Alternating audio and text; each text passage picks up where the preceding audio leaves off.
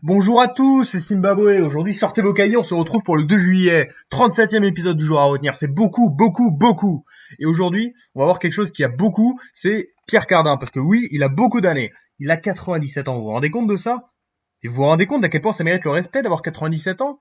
Franchement, si t'arrives, tu vois quelqu'un qui a 97 ans dans la rue, tu vas le laisser passer, quoi. Bah voilà. Ça, c'est pour ça que c'est cool d'avoir 97 ans. Bon, après, t'es un petit peu fatigué, mais ça, c'est une autre histoire. Donc Pierre, évidemment, hein. D'ailleurs, qui s'appelait Pietro à la base, hein, oui, parce que ça, c'est ce que faisaient les immigrés au début du XXe siècle, c'est-à-dire, hop, ils changeaient le prénom tranquillement pour faire genre qu'ils venaient d'ici. Ça marchait plutôt bien.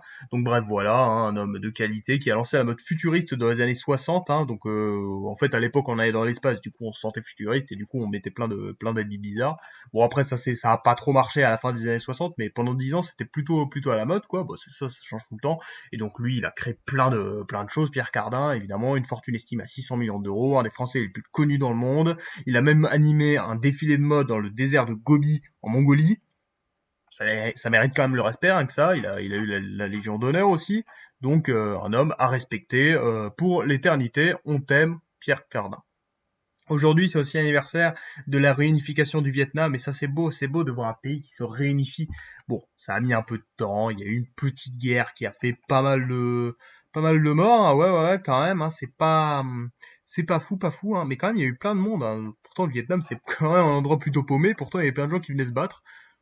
C'est vrai que qui aurait parié là-dessus à 500 ans, mais bon, hein, ça c'est comme ça, c'est le monde. Donc c'est la République socialiste du Vietnam, hein, voilà, donc la victoire du Nord sur le Sud, hein, voilà, donc le Nord est plus fort que le Sud.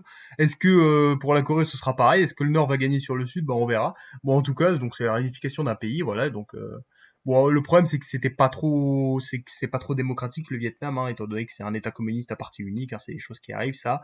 Et du coup, bah, c'est le communisme, quoi. Donc voilà, on a un seul chef, voilà, c'est pas fou, mais bon après respectons. Hein, c'est pas parce que c'est pas une démocratie que tout de suite c'est nul. Hein, faut pas faire forcément d'amalgame. En plus, c'est un idéal qui est tout le temps en pleine expansion. Franchement, le Vietnam, c'est un pays du futur. Hein. En plus, ils sont beaucoup le Vietnam. Hein, 92 millions d'habitants, hein, c'est beaucoup. Je crois que c'est le ça doit être ouais, le 13e pays le plus peuplé du monde, donc ça mérite quand même le respect. Si vous voulez aller faire vos vacances, bah allez au Vietnam, hein, parce qu'en plus ils accueillent beaucoup de touristes, donc ça mérite le respect. Avec Hanoï aussi, une ville de qualité, et quand même un pays qui a eu quelques coups durs ces temps-ci, mais bon, un pays qui est en pleine dynamique aujourd'hui, et ça mérite clairement le respect. Aujourd'hui, c'est aussi l'anniversaire d'un naufrage. Eh oui, c'est l'anniversaire du naufrage de la Méduse. Alors, est-ce que vous connaissez la Méduse? Bon, si vous connaissez pas la Méduse, est-ce que vous connaissez ça? Ça, c'est le tableau Le radeau de la Méduse, donc de Théodore Géricault, non Géricault, voilà, donc un peintre romantique. Et en gros, la Méduse. On se remet dans le contexte. On est en 1816, d'accord? Donc on a la France qui vient de se faire défoncer et tout, qui revient d'être une monarchie, enfin, qui est une monarchie.